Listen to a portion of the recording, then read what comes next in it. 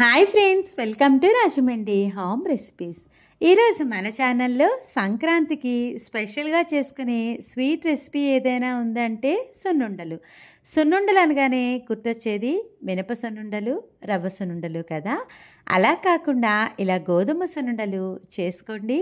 నోట్లో వేసుకుంటే వెన్నెలా కరిగిపోతాయి.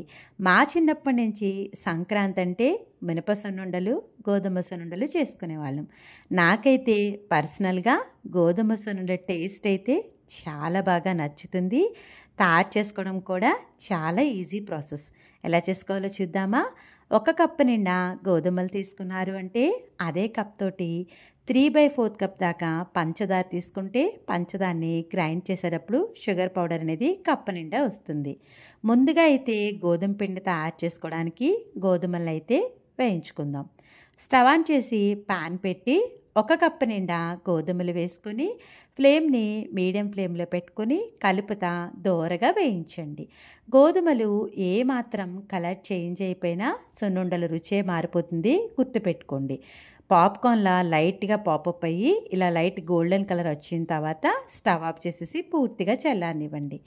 చల్లారిన తర్వాత తక్కువ క్వాంటిటీలో చేసుకుని అయితే కనుక గోధుమలను ఇలా మిక్సీ జార్లో వేసుకొని గ్రైండ్ చేసుకుంటే ఎక్కడ కూడా రవ్వ తగలకుండా స్మూత్గా ఉండే గోధుమ పిండి అయితే రెడీ అవుతుంది. ఇలా రెడీ అయిన పిండిని ఒక బౌల్లోకి వేసుకొని కాస్త చల్లారనివ్వండి. మీరు హ్యూజ్ క్వాంటిటీలో చేసుకుని అయితే కనుక మిల్లికి ఇచ్చేసినా కూడా ఈ విధంగా స్మూత్గా ఉండే గోధుమ పిండి అయితే రెడీ అవుతుంది. గోధుమ సున్నుండలకి పిండి అయితే రెడీ అయిపోయింది. నేను ఇక్కడ ఒక 2 గ్లాసుల పిండిని మాత్రమే తీసుకొని సున్నుండలు అయితే చూపిస్తున్నా. ఇలా ఒక 2 గ్లాసులు కొలుచుకున్నారు అంటే అదే గ్లాస్ తోటి పంచదార 1 గ్లాస్కి 3/4 దాకా షుగర్ తీసుకుంటే సరిపోతుంది. అంటే 1 గ్లాస్ గోధుమ పిండి తీసుకున్నారు అంటే 3/4 గ్లాస్ దాకా షుగర్ తీసుకున్నారు అంటే గ్రైండ్ చేసేటప్పటికి గ్లాస్ నిండా షుగర్ పౌడర్ వస్తుంది. ఇలా ఒక బౌల్లోకి కొలుచుకున్న తర్వాత మిక్సీ జార్లోకి షుగర్ని వేసుకొని గ్రైండ్ చేసేసుకుంటే ఇలా స్మూత్గా ఉండే షుగర్ పౌడర్ అనేది రెడీ అయిపోతుంది.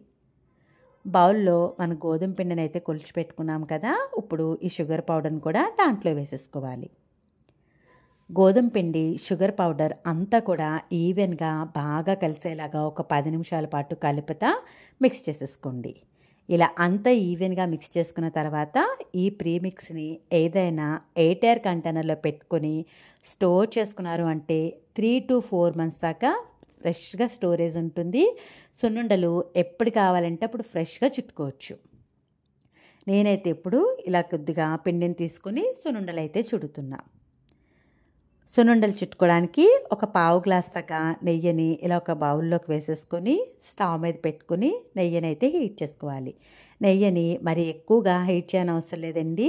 ఈ విధంగా నెయ్యి కనుక మెల్ట్ అయ్యి ఇలా నురగ వస్తే సరిపోతుంది. ఇలా వచ్చిన తర్వాత స్టవ్ ఆఫ్ చేసేసుకోండి. మధ్యలోకి ఇలా కాస్త గ్యాప్ చేసేసుకొని మనం హీట్ చేసి పెట్టుకున్న నెయ్యిని అయితే వేసుకోవాలి. నెయ్యి వేసిన తర్వాత వెంటనే చేతితో కలిపితే చేయి కాలుతుందండి. ముందు నెయ్యి వేసిన తర్వాత గరిటెతోటి నెయ్యి అంతా కూడా గోధుమ పిండిలో బాగా కలిసేలాగా కలిపేసుకోవాలి. ఈ పిండిలో నెయ్యి అంతా కూడా ఈ విధంగా కాస్త చల్లారిన తర్వాత బాగా కలిసేలాగా కలిపేసుకోండి. ఇలా కలిపిన తర్వాత అవసరం అనుకుంటే మరి కొద్దిగా నెయ్యి వేసుకుని నెయ్యి అంతా కూడా పిండిలో బాగా కలిసేలాగా కలిపేసుకోవాలి. గోధుమ సున్నుండలకి కాస్త నెయ్యి ఎక్కువగానే పడుతుంది. పిండిలోకి నెయ్యి అంతా ఈ విధంగా ఈవెన్గా కలిసేలాగా మిక్స్ చేయండి.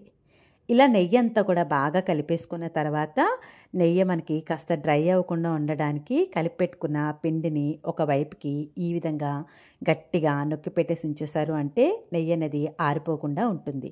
మనం సున్నుండలు చుట్టేలోగా టైం పడుతుంది కదా, ఇలా పక్కగా పెట్టేసుకున్నారు అంటే నెయ్యి డ్రై అవ్వకుండా ఉంటుంది.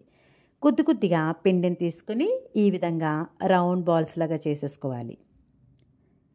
చూస్తున్నారు కదా, చక్కగా నోరూరించే గోధుమ సున్నుండ అయితే రెడీ అయిపోయింది. ఇలాగే కొద్ది కొద్దిగా పిండిని తీసుకుంటూ రౌండ్స్ బాల్ లాగా చేసేసుకోవాలి. గోధుమ సున్నుండలు తయారు చేసుకోవడం ఇంత ఈజీయా అనిపించింది కదా. వీడియో నచ్చిందా? అయితే ఒక్క లైక్ ఇవ్వడం మర్చిపోవద్దండోయ్. మీరిచ్చే లైక్ వల్ల మన వీడియో ఇలాంటి మరికొంతమందికి అయితే రికమెండ్ అవుతుంది. ఇలా తయారు చేసి పెట్టుకున్న గోధుమ సున్నుండల్ని ఎయిర్ కంటైనర్లో పెట్టుకుని స్టోర్ చేసుకుంటే 1 month దాకా ఫ్రెష్గా ఉంటాయి. ఇంకెందుకు ఆలస్యం, మీరు కూడా నేను చూపించిన స్టైల్లో గోధుమ సున్నుండలని ట్రై చేసిన తర్వాత ఎలా వచ్చిందనేది మీ అమూల్యమైన ఫీడ్బ్యాక్ని నా కామెంట్ సెక్షన్లో తెలియజేయండి. Thanks for watching my video. Please like, comment, share, subscribe my channel.